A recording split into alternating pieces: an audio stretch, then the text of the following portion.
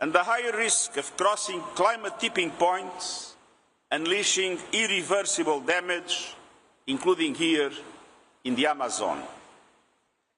But we can still bend temperatures back below 1.5 degrees before the end of this century, if we act now to make this overshoot as small, short and safe as possible. And that mission begins here in Belém. I strongly appeal to all delegations to show willingness and flexibility to deliver results that protect people and keep 1.5 degrees alive.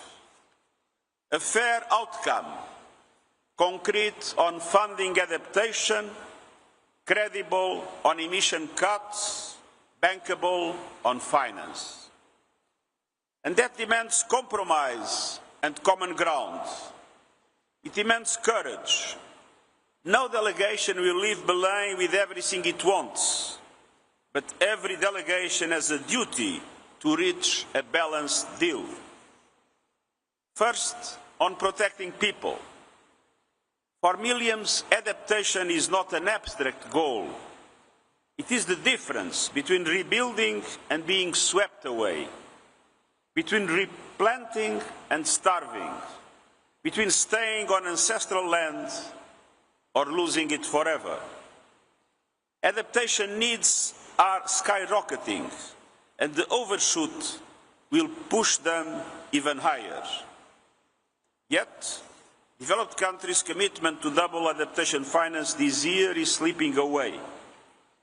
So, tripling adaptation finance by 2030 is essential.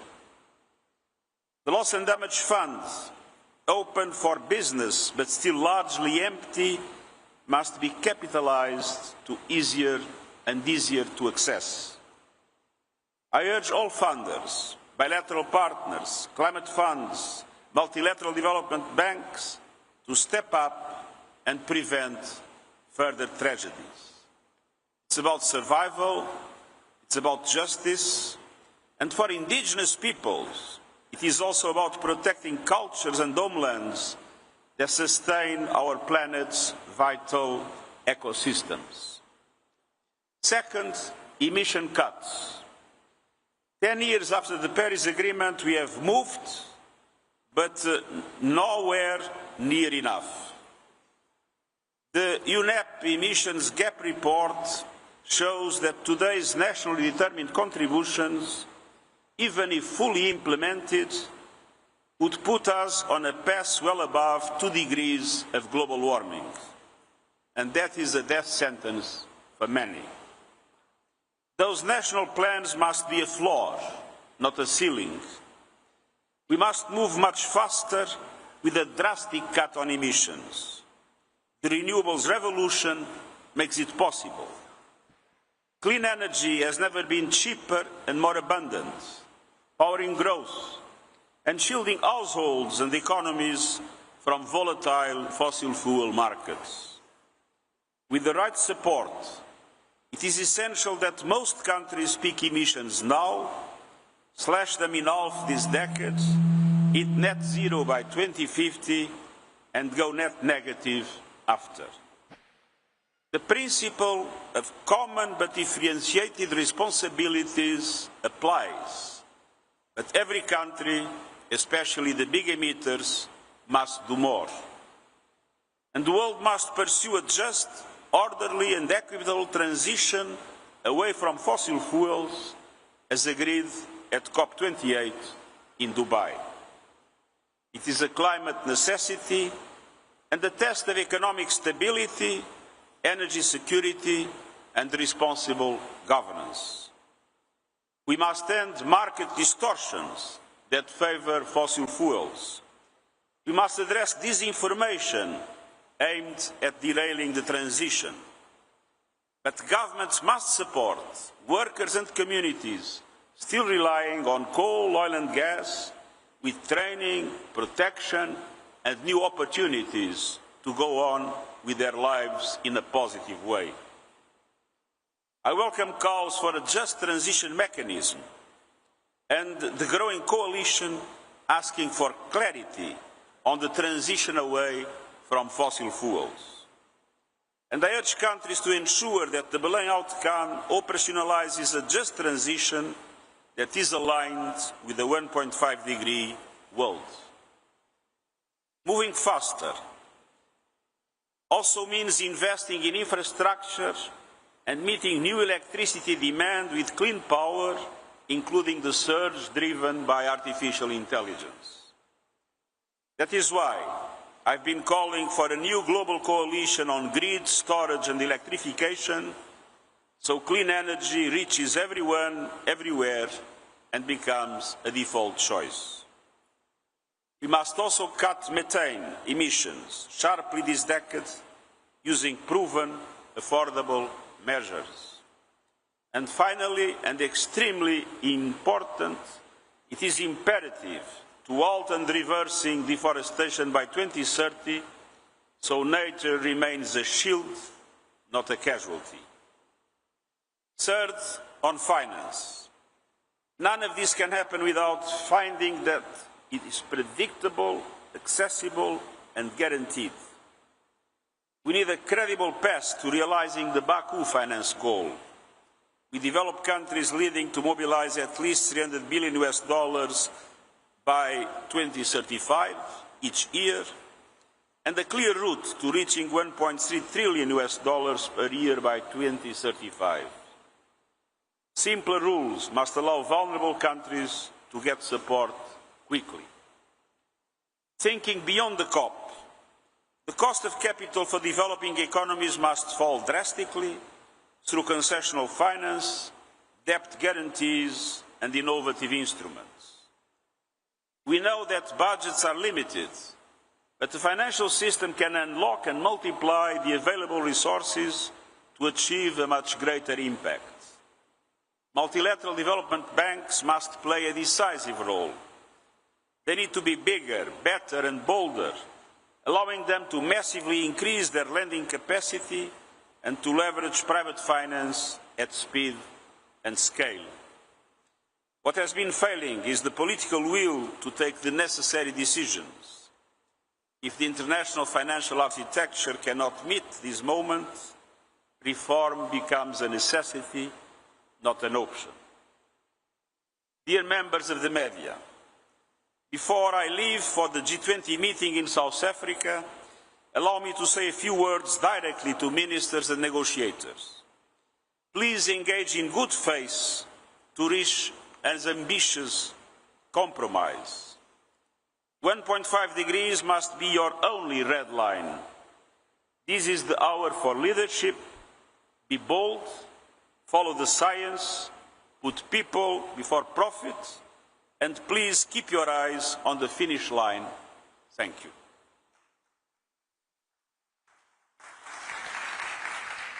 Thank you so much. I'm going to start with Victor from Globo.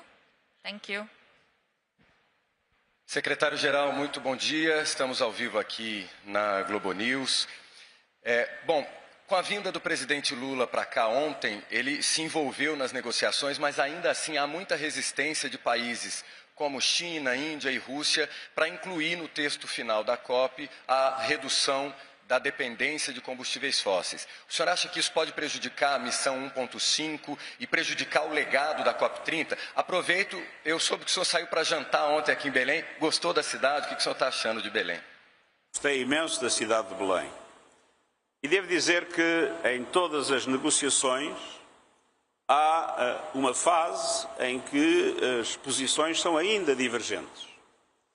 Para mim é claro que um acordo só será possível se esse acordo tiver em conta as preocupações daqueles que consideram que a adaptação necessita de um volume de recursos substancial e aqueles que consideram que de pouco valerá se apoiar a adaptação se as emissões continuarem a crescer de uma forma extremamente rápida, causando cada vez mais devastação por todo o mundo.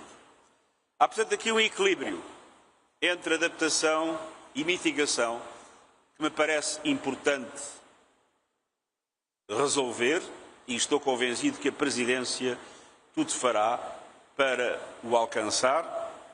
E, obviamente, um dos problemas essenciais em relação ao nível de emissões que temos é o facto de os combustíveis fósseis representarem 80% das emissões. E, portanto, não há solução para os problemas se não houver simultaneamente uma transição justa dos combustíveis fósseis para as energias renováveis. Thank you. Thais from Climate Home News, please. Thank you. Following what you mentioned about finance and adaptation, and particularly on this COP30, what would you consider to be truly ambitious outcomes on the topic on public finance and adaptation? Thank you. I mentioned in my intervention that I consider possible and desirable to triple adaptation finance until 2030.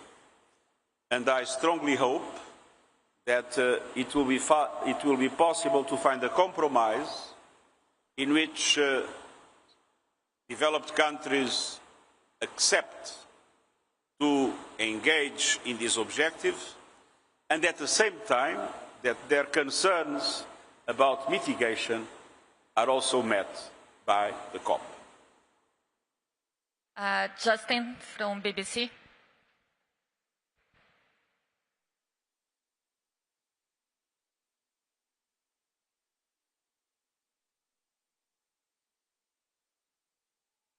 Hello, Secretary-General. Secretary-General, what message do you want this conference to send to Donald Trump?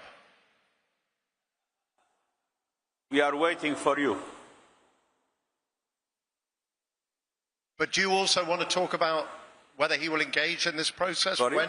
When will he begin to engage in this process? I didn't understand, sorry. Can you? I was asking, do you see a possibility of him engaging in this process in a positive way? Hope is the last thing that dies. Thank you so much. Kate from Reuters, please. Thank you. Is a roadmap to transition away from fossil fuels vital to the outcome of this COP? And if that is not delivered as a deal that all countries here, not just some, sign up to, would you say that COP30 has failed? I think this is not the moment to talk about the possible failure of the COP. It is the moment to guarantee that that failure doesn't occur. And so I am perfectly convinced that a compromise is possible, that to take into account, as I mentioned, the legitimate concerns of adaptation and the legitimate concerns of mitigation, which of course includes the necessity to take into account the question of fossil fuels, as it was done in the Dubai summit, COP. Thanks. Justin from AFP, please. If you can stand, just.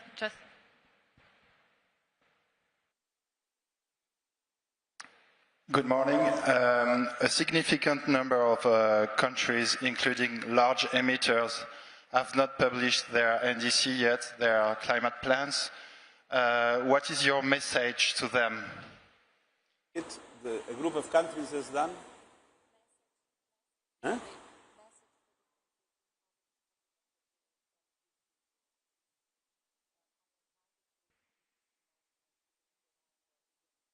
Well, my message is that it's absolutely essential to have NDCs as quickly as possible. But more than that, as looking at today's NDCs, they are far from being aligned in general, not everyone, but in general, far from being aligned with 1.5 degrees goal.